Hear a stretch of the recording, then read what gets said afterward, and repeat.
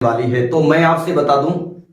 सबसे पहले आपको मेरी गुफ्तगू को और आज की इस न्यूज को आखिर तक आपको देखना पड़ेगा, इसलिए कि अगर आपने चंद बातें सुनी और सुनकर के आपने इग्नोर कर दिया तो हो सकता है कि मुकम्मल न्यूज आप तक आसानी के साथ ना पहुंच पाए और उस न्यूज को मुकम्मल तरह से आप ना समझ पाए। जी हाँ, ये तस्वीर देखें आप,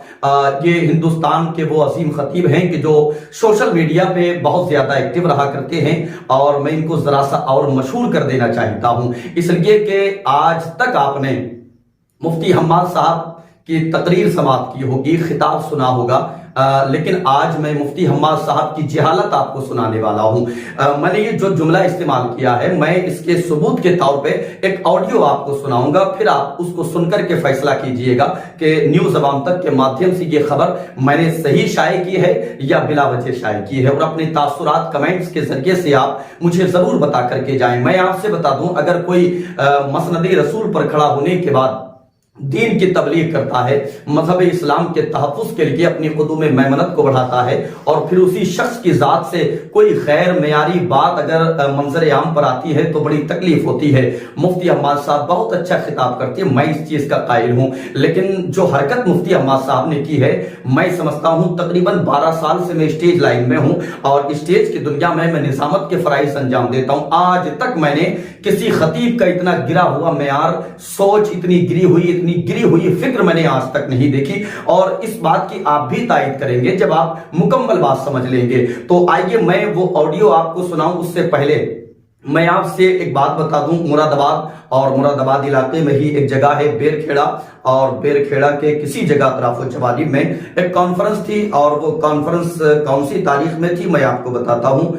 गालिबन 28 अक्टूबर में, जिसमें मुफ्ती हम्माद साहब की तारीख थी और सनाखारे पैगंबर आकिल रजा मुरादाबादी की तारीख थी, दीगर उलमा इकराम थे। और मैं आपसे एक बात और बता दूं, ये शख्सी प्रोग्राम था, यानी शख्सी प्रोग्राम से मुराद ये होती है कि किसी के घर का प्रोग्राम था, उन्होंने हम लोगों को मदऊ कर लिया। प्रोग्राम की तारीख तकरीबन 2 महीना पहले और तकरीबन 4 दिन पहले साहिबाने जलसा में से किसी साहब का मेरे पास फोन आता है। ये पोस्टर आप देख लें, पोस्टर इस बात की दलील है कि हम लोग साथ में थे नहीं, तारीख साथ में थी। खैर,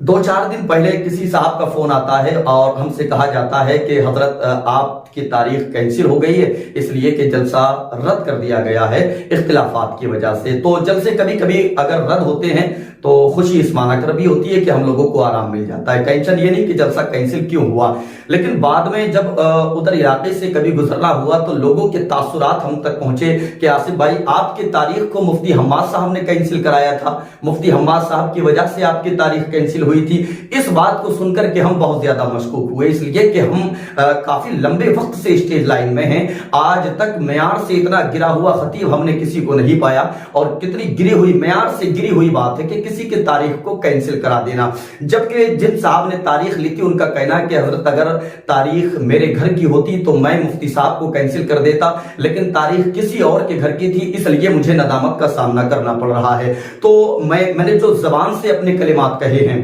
जो बातें मैंने आपसे शेयर की हैं न्यूज अवाम तक के माध्यम से, अब उनको सच साबित करने के लिए एक लम्हे के लिए आप जरा ये ऑडियो समाप्त